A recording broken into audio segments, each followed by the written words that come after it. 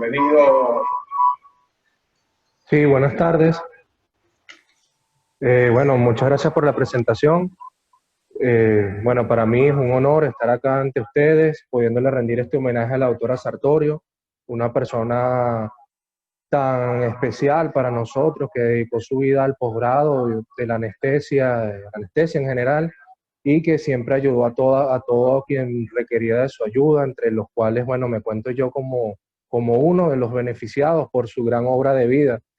Y bueno, sé que allá en el cielo donde está bastante orgullosa de vernos el día de hoy, honrándola y haciéndole este homenaje mediante la formación médica.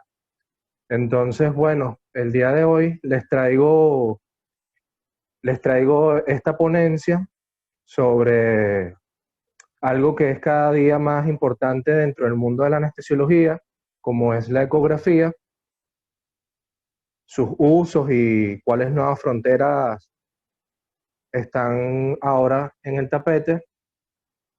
Y bueno, vamos a empezar diciendo que la ecografía, como todos sabemos, es una técnica de obtención de imágenes que utiliza el ultrasonido para la obtención de las mismas, y que gracias a que es una técnica prácticamente inocua, sin utilización de radiaciones ionizantes y sin ser invasiva, pues ha ganado cada día más campo dentro de las diversidades, especialidades médicas, y especialmente dentro de la anestesiología, pues ha tenido, si me escuchan, ha tenido gran utilidad, sobre todo a la hora de realizar bloqueos regionales de cualquier tipo, aumentando su eficacia, disminuyendo las complicaciones. Y no solamente allí, no solo queda allí, también nos permite realizar ciertos diagnósticos y monitorizaciones en vivo a la cabecera del paciente. Entonces, antes de empezar con este tema, quisiera primero hacer unas aclaraciones de las bases físicas del ultrasonido para poderlo aprovechar más para aquellas personas que no están totalmente familiarizados, y bueno, también para poder aprovechar unas excelentes ponencias que tendremos los días posteriores sobre ecocardiografía y ecografía pulmonar. Entonces hay que empezar definiendo el sonido, que no es más que una forma de energía mecánica que se transmite en ondas similar a las ondas del agua en un estanque. Estas ondas van a tener cierta amplitud, una longitud, que es el espacio que ocupan las mismas, y una frecuencia, que es el número de ondas por unidad de tiempo. Hay que destacar acá que mientras mayor sea la frecuencia, pues menor va a ser la amplitud, y viceversa. Mientras mayor sea la amplitud, menor la frecuencia. Y esto es importante entenderlo para poder comprender que los transductores que van a estudiar tejidos más superficiales son los que tienen mayor frecuencia, mientras que cuando necesitamos estudiar tejidos más profundos utilizamos los de menor frecuencia. Entonces, ¿cómo es la obtención de las imágenes? Las imágenes se obtienen gracias al denominado efecto piezoeléctrico, que no es más que la propiedad que tienen algunos cristales, los cuales están contenidos dentro del transductor, que al ser sometidas a una corriente eléctrica se comprimen y se expanden, generando la energía mecánica del ultrasonido. Este ultrasonido va a viajar a través de las distintas estructuras, chocan con ellas, parte de la se devuelve en forma de eco, mientras que otra parte continúa su viaje produciendo ecos más profundos, y esto es lo que nos permite estudiar tejidos a distintas profundidades. Estos ecos vuelven nuevamente hacia el transductor, chocan nuevamente con los cristales y se produce el denominado efecto piezoeléctrico inverso, que es que los cristales, al ser sometidos a presión, pues generan cierta corriente eléctrica que luego es analizada por el software de nuestro equipo, y que aquí no es un solo haz, son varios múltiples haces que se van produciendo y que luego son integrados en una imagen bidimensional, que es la que estudiamos. Entonces, para comprender para poder entender mejor el lenguaje que utilizamos en la ecografía, les traigo esta imagen de un plexo braquial a nivel axilar, colocando el transductor aquí en forma transversal a nivel proximal del brazo. Pues vamos a notar estructuras muy oscuras, porque no producen ecos, y por eso se denomina lo que es así, con este tono, se denomina anaecoico. Y bueno, vemos que otros tejidos tienen otro comportamiento acústico, como vemos aquí en la esquina inferior izquierda de la imagen, que vemos un hueso, el hueso humeral, que es hacia el otro extremo de la escala. Es hiperecogénico, lo vemos de un color blanco muy intenso, debido a que refleja casi la totalidad y con mucha intensidad los ecos. Y en el medio de esta escala podemos observar distintos grados de hipocogenicidad, como aquí, por ejemplo, la hipocogenicidad muscular del bíceps, y vemos otras estructuras que presentan características mixtas, hiperecogénicas por un lado, gracias a el perineuro, e hipoicoicas por otro lado dentro, ¿verdad? Debido a que estas son la respuesta de las prolongaciones nerviosas, y esta nos da la imagen característica de los nervios, que es una imagen que se refiere, se denomina panal de abeja, o es conocida como.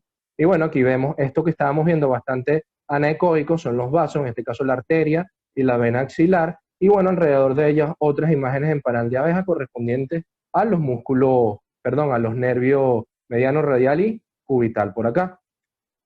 Otra cosa que hay que tener clara para poder realizar nuestras funciones ecoguiadas es que dependiendo cómo hagamos la introducción de la aguja, si es en plano en este caso, ¿por qué se llama en plano? Porque la aguja corta todo el haz de ultrasonido que es producido por el transductor en forma de abanico, la aguja entra y por lo tanto nuestra imagen es bastante coherente, representativa de una aguja.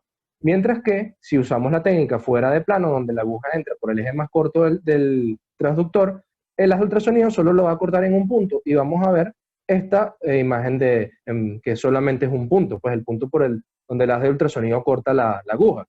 Las dos técnicas se utilizan dependiendo del procedimiento que vayamos a realizar. Hay algo que tenemos que comprender para poder entender por distintas imágenes, que es que el ultrasonido como una técnica de imagen presenta numerosos artefactos, entre los cuales tenemos el denominado sombra acústica posterior. Aquí les traigo el ejemplo de un hígado, ¿verdad? Esto es parenquima hepático, y acá vemos una vesícula con un litio en su interior, un litio de probable contenido cálcico, el cual, al igual que el hueso, no permite el paso del ultrasonido y por lo tanto se crea esta sombra acústica posterior. Este otro artefacto denominado reforzamiento acústico posterior, pues prácticamente lo contrario al anterior ejemplo. Esto también es un parenquima hepático, una vesícula, y vemos como los ácidos ultrasonidos que pasan a través del hígado, ¿verdad? Van rebotando y van, entre comillas, se van debilitando a medida que van hacia la profundidad y se van viendo de un tono más claro. Mientras que los ácidos ultrasonidos que pasan a través de la vesícula, por no haberse debilitado, porque es una estructura anecoica que no produce ecos, al llegar acá al mismo nivel que los otros haces que fueron a través del hígado, se ve de un color mucho más intenso debido a que el transductor lo sensa de esa manera, a estos hace ser más fuertes por no haberse debilitado. La imagen de cola de cometa es esta imagen en forma de láser que se produce cuando el haz de ultrasonido choca contra estructuras muy delgadas que sean muy hiperecogénicas, como puede ser una aguja, es la imagen característica de las agujas. Y bueno, este fenómeno de reverberación, que es importante a la hora de que vayamos a entender la ecografía pulmonar, que no es más que la propiedad de los haces de ultrasonido, esto es piel, tejido celular subcutáneo, y esta es una imagen pleural. Bueno, aquí, dicho sea de paso, tenemos la sombra acústica posterior generada por las costillas. Pero bueno, aquí vienen los haces de ultrasonido, ven la línea pleural, y luego intentan avanzar, pero no pueden porque se encuentran con el parénquima pulmonar, que obviamente está contenido de aire, y se dice que el aire es el mayor espejo sónico que existe.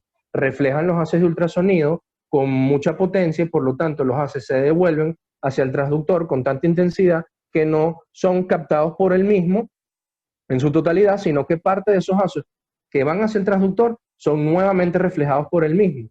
Chocan nuevamente con la pleura y es lo que nos va a dar esta imagen, que no es una imagen verdadera, son las denominadas líneas A. Eso es lo normal en un pulmón que está aereado. Cuando vemos estas imágenes, pues quiere decir que el pulmón está normal, tiene aire en su interior. Entonces, se producen estas líneas A como consecuencia de este fenómeno de reverberación. Los haces vuelven a ir hacia el transductor, pero por haberse debilitado durante ese recorrido de ida y vuelta, el transductor lo sensan como si estuviese más profundo. Y por eso se ve esta imagen, son líneas horizontales, equidistantes a la pleura en este caso. La imagen en espejo cumple el mismo principio anterior, esto es un parenquima hepático, otra vesícula, y hasta acá estaría el diafragma y el parenquima pulmonar. Debido a el espejo sónico que también representan los pulmones, pero con un ángulo determinado, que a veces se obtiene esta imagen en espejo, donde pareciera que el paciente tuviese un doble componente de vesícula, pero es una imagen en espejo. Entonces, hay que hablar del denominado efecto Doppler, que no es más que el aumento relativo de la frecuencia de una onda en dependencia de si la fuente que emite la onda se está acercando o se está alejando del receptor. Tal es el caso, llevado a un ejemplo más de la vida cotidiana, de una ambulancia que se acerca hacia nosotros y nosotros sin necesidad de verla sabemos que se está acercando debido a que escuchamos su sonido bastante agudo. Mientras que si la ambulancia se está alejando de nosotros, las ondas se van alejando y por lo tanto detectamos una frecuencia más baja y percibimos el sonido como un sonido más grave. Esto llevado a la ecografía, pues es lo que nos permite, primero que nada, detectar flujos y además de esto nos permite detectar la dirección de los mismos. Aquí hay que destacar de una vez que rojo no es arteria, azul no es vena, sino que simplemente estos colores indican si el vaso, perdón, si la sangre que viene por el vaso se acerca o se aleja del transductor, pero esto cambiaría dependiendo de la orientación del transductor. Entonces, los modos ecográficos, ya conocemos este modo B, que es el modo bidimensional o modo brillo, que bueno, integra múltiples haces de ultrasonido en una imagen bidimensional. Tenemos el modo Doppler, que es el que acabamos de hablar, y tenemos el modo M. El modo M es cuando seleccionamos uno de esos haces que nos integran la imagen en modo B y lo estudiamos a través del tiempo.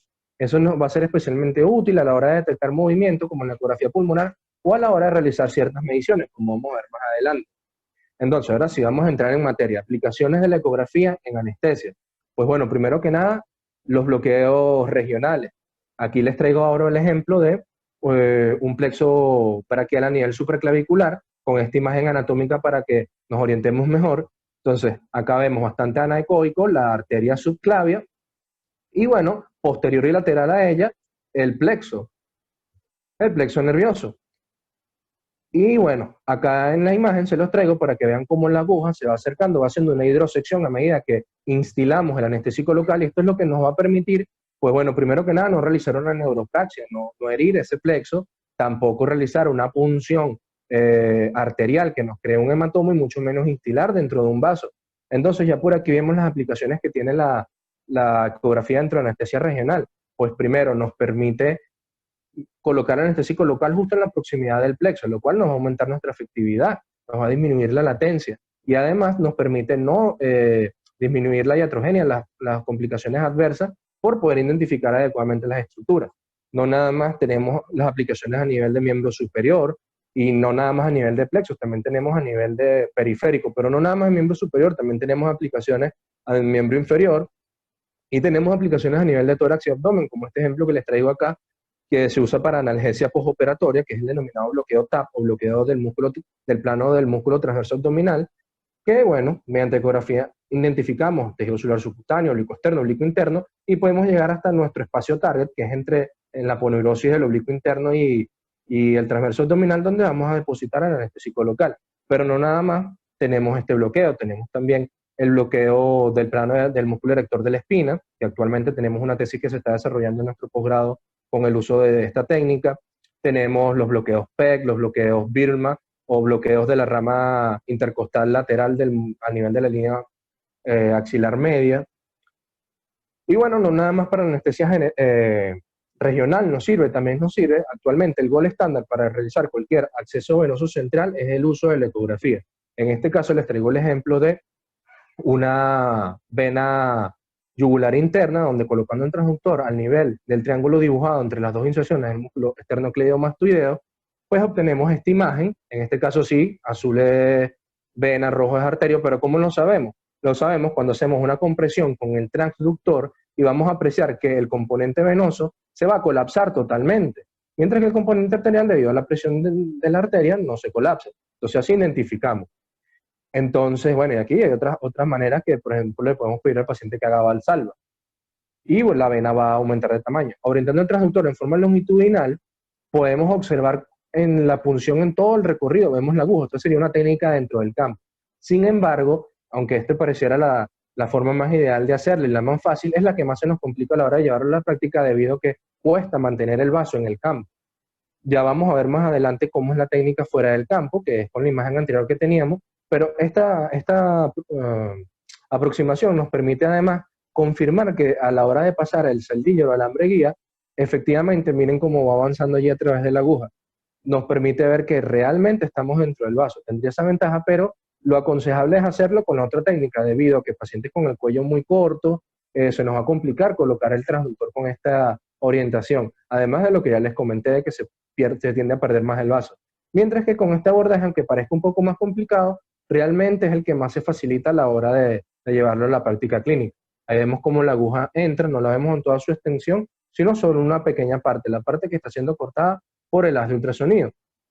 No nada más nos sirve para cateterizar vasos centrales, también nos sirve para cateterizar vasos periféricos en pacientes que sean de punción difícil, como puede ser un obeso, un paciente que se hayan realizado múltiples intentos, y no nada más a nivel venoso, también a nivel de la colocación de las vías arteriales, que a veces de las líneas arteriales, que a veces se nos complican bastante. Bueno, esta es otra aplicación relativamente reciente, que es el cálculo del volumen gástrico para saber si el paciente es estómago lleno o no. Esto es especialmente útil en pacientes con neuropatía autonómica, que tienen gastroparesia, disminución o enlentecimiento del vaciado gástrico. Y bueno, ¿cómo se realiza? Colocando el transductor.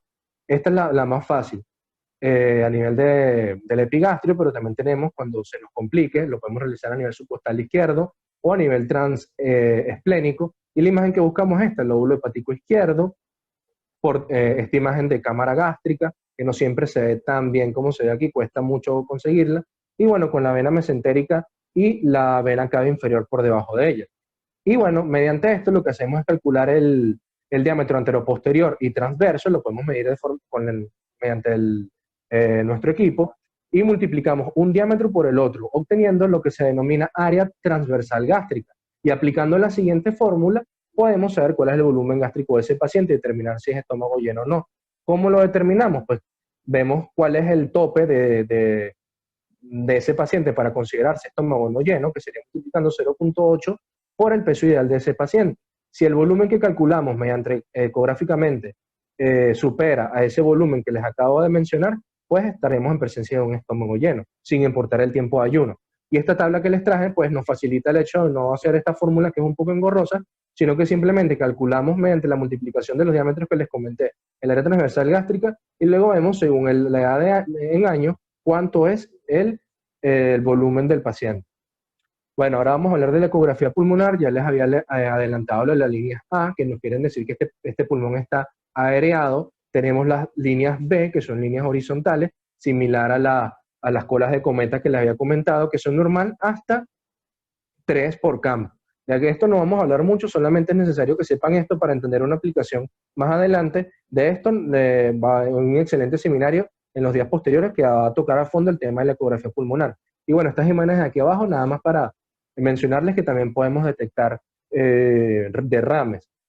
Ahora vamos a ver lo del modo M y cómo nos sirve para ver el movimiento de la pleura. Aquí al iniciar este video vemos como hay un movimiento ahí de esa línea hiperecogénica que corresponde al movimiento que se da entre la pleura visceral y la parietal. Y si aplicamos el modo M y estudiamos eso, vamos a ver esta imagen que se asemeja a una playa con el mar y la línea punteada que corresponde a la arena. Ahora vemos otra pleura que no observamos ese deslizamiento pleural, nos genera la duda.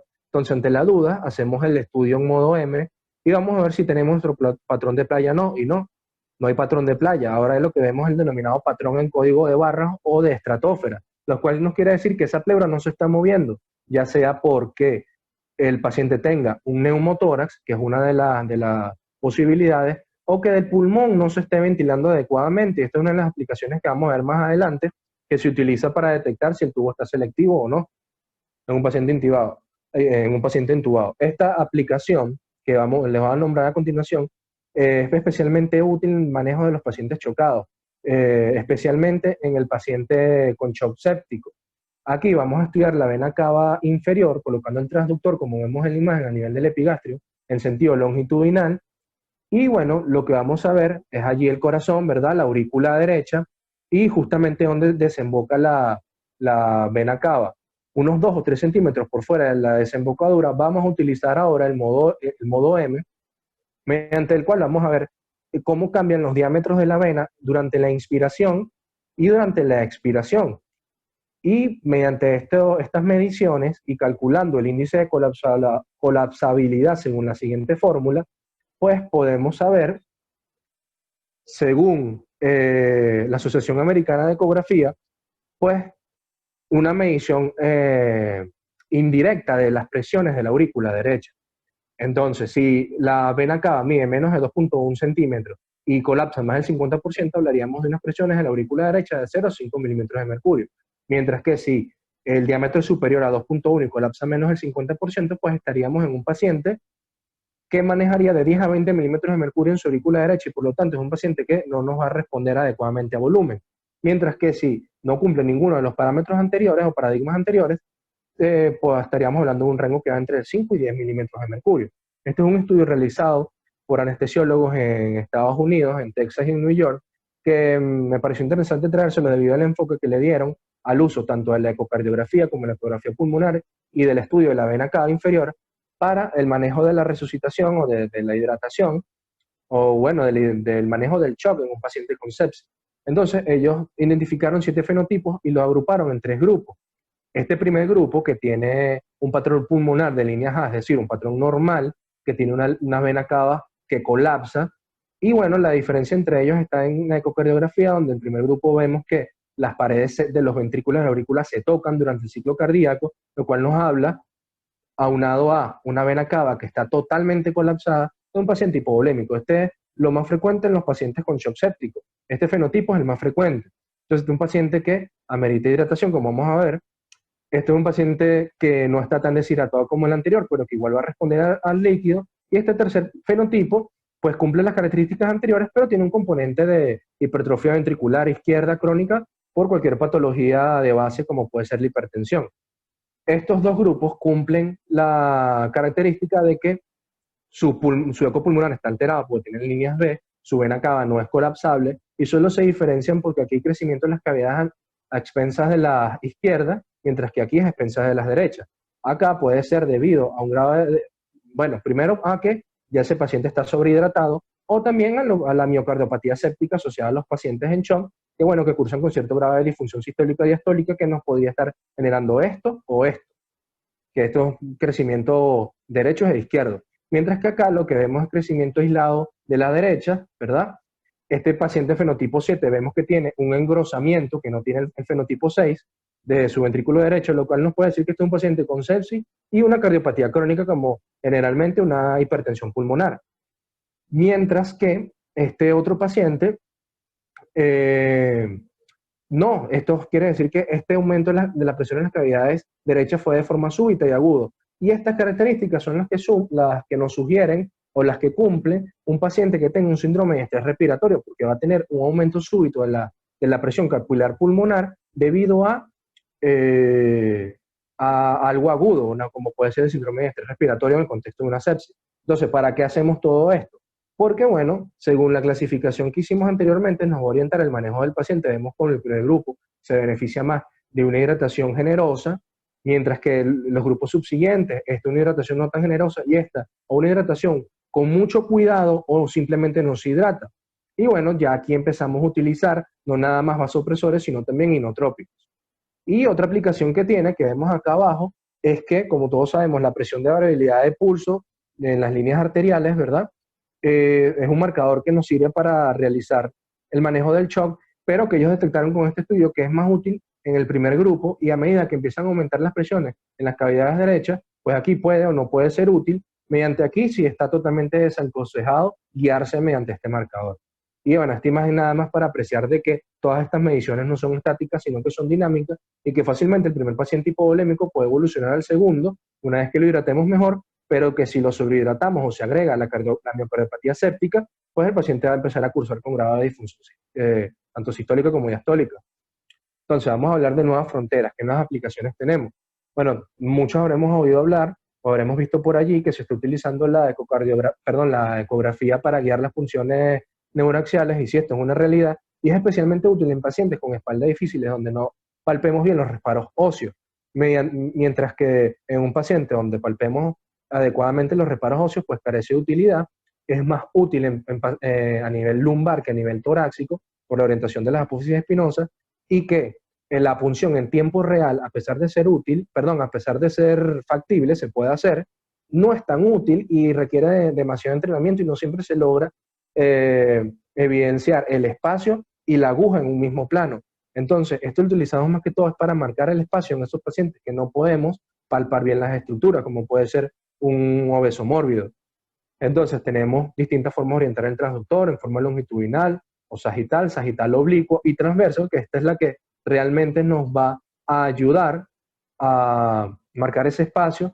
Entonces acá les traigo primero en ese sagital a 3 centímetros en línea media, vamos a obtener estas imágenes correspondientes a la apófisis transversa, que son las que nos ayudan también en este, aunque no sea lo que estemos haciendo, pero cabe mencionarles que este es el plano donde hacemos el bloqueo del músculo rector de la espina, pero en este caso lo que estamos buscando es identificar las estructuras, nos acercamos más hacia la línea media, empiezan a aparecer las facetas, las articulaciones facetarias, aquí también hacemos los bloqueos facetarios, y justamente en este punto, orientando el transductor oblicuo y hacia interno, pues empezamos a ver las láminas. Y en esta imagen de las láminas empezamos a apreciar lo que se conoce como complejo posterior, que es el espacio peridural posterior, y el complejo anterior, que es el espacio peridural anterior.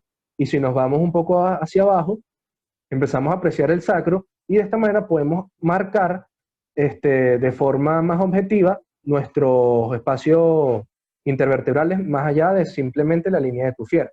Entonces, orientando nuestro transductor en forma transversal, si observamos una imagen muy hiperecogénica diminuta con una sombra acústica posterior bastante importante, pues entonces estamos haciendo contacto con la apófisis espinosa. Tenemos que irnos hacia arriba o hacia abajo y empezar a orientar en forma cefálica para obtener esta imagen, donde ya no vemos la sombra acústica posterior y empezamos a ver los complejos posterior y anterior. Y allí justamente es donde vamos a realizar nuestra punción. Entonces, ¿cómo marcamos? Pues, con el uso de un marcador, marcamos cuando obtenemos esta imagen, la imagen que les comenté, pues marcamos el eje, el punto medio, el eje más largo del transductor, y el punto medio, el eje más corto, y luego hacemos una extrapolación para ver el punto donde se cruzan, y allí, con la orientación que le dimos al transductor, es donde vamos a realizar nuestra punción, justamente con esa orientación. Esto me pareció un estudio un poco polémico, y sé que para ustedes también les puede resultar polémico, que es, ellos compararon la auscultación versus la ecografía pulmonar para detectar una intubación selectiva. Y ellos vieron que la auscultación tenía una sensibilidad de 66% y una especificidad del 59%, mientras que el ultrasonido tenía el 93% y 96% respectivamente. Es decir, era muy superior. Entonces, como ellos además detectaban si el paciente estaba intubado en tráquea, y para esto hacían un escaneo de la tráquea previo a la intubación, y si posterior a la intubación había un aumento del diámetro, pues se consideraba el paciente intubado, pero lo que en verdad más nos interesa es ver si no hay selectividad del tubo. Y eso lo hacían mediante haciendo un barrido del hemitórax derecho e izquierdo, viendo si había deslizamiento pleural, como les comenté antes, y ante la duda, pues utilizaban nuestro modo M para ver si teníamos nuestro patrón de playa, el paciente estaba intubado adecuadamente, o si obtendríamos nuestro patrón de código de barras, es decir, ese tubo estaba selectivo. Otra forma de verificar el tubo es con la obtención de esta imagen en doble halo, modo transversal, que si lo colocamos en modo longitudinal, pues lo podemos ver de esta manera. Algo que me pareció muy interesante y con bastante aplicación desde ya es la identificación de la membrana cricotiroidea en el preoperatorio en un paciente con vía aérea difícil, que sea difícil de palpar, como puede ser muy bien un obeso mórbido, donde, bueno, tal vez podamos tener dificultad para intubarlo, y si por mala suerte toca hacer en una vía aérea quirúrgica, pues no vamos a tener que estar desesperándonos buscando la membrana, sino que ya la tendríamos marcada.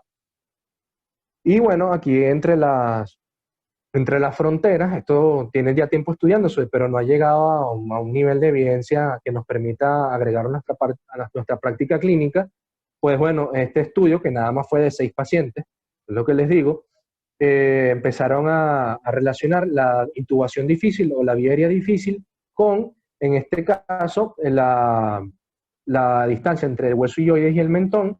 Este estudio un poco más serio, con 51 pacientes, relacionó fue la distancia entre la piel y el hueso ilioides, donde, bueno, identificaban el hueso ilioides y luego medían la distancia y establecían un punto a través del cual mayor de ese punto, una distancia mayor de ese punto, se relaciona con vía aérea difícil. Y bueno, de hecho nosotros en el 2017 en nuestro hospital tuvimos la experiencia de la tesis del doctor Juan Carlos Padilla, en compañía con el doctor José María Suárez, quienes desarrollaron el estudio y llegaron de relacionar la ecografía con la predicción de viaria difícil y llegaron a la conclusión de que la distancia entre la piel y el hueso hyoides, así como la piel y la membrana cricotiroidea y la piel, el cartílago cricoide, pues eran predictores prometedores. Pero como les digo, es necesario realizar más estudios. Bueno, aquí tenemos algo que es bastante importante, que es la aplicación del test de fuga guiado por ecografía. Y bueno, aquí vemos las cuerdas vocales del cartílago tiroides, y al desinflar el manguito y hacer la ecografía, pues se procede a medir la columna de aire. Si esta columna de aire es menor de 1.6 milímetros, pues estaríamos en presencia de un edema de glotis, un edema del espacio glótico.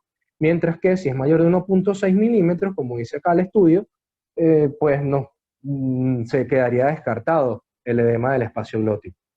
Y bueno, ya para finalizar, quería también hacer honor a todo el personal de salud, tanto médicos como de otra índole, que han perdido la vida durante esta pandemia, en especial al doctor Yamel Abu, un amigo de muchos años, quien, bueno, falleció hace aproximadamente 2 semanas.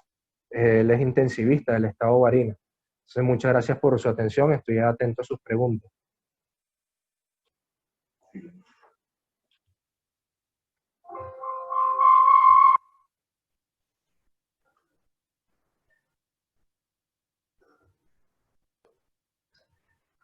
Muchas gracias, Augusto. Muchas gracias, Augusto. Excelente presentación. El doctor Augusto Campos es miembro de los adjuntos del Hospital Central de Maracay y es docente del posgrado de anestesia del Hospital Central de Maracay. Teníamos una pregunta, Augusto. En tu experiencia, ¿para qué prefieres utilizar el equipo de ultrasonido? ¿Para bloqueo o para abordajes venosos? ¿Para qué prefiero? Pues para todo realmente. La ecografía, el único punto en contra que yo le vería es el grado de dependencia que nos genera la misma.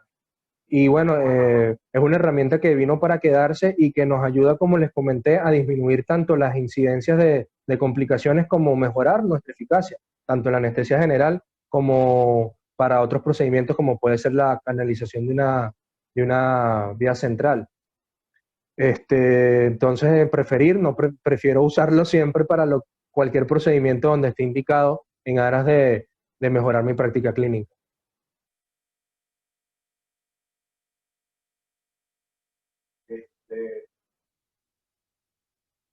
Bueno, muchas felicitaciones de diferentes partes de Venezuela y del mundo, Augusto. Muchas gracias.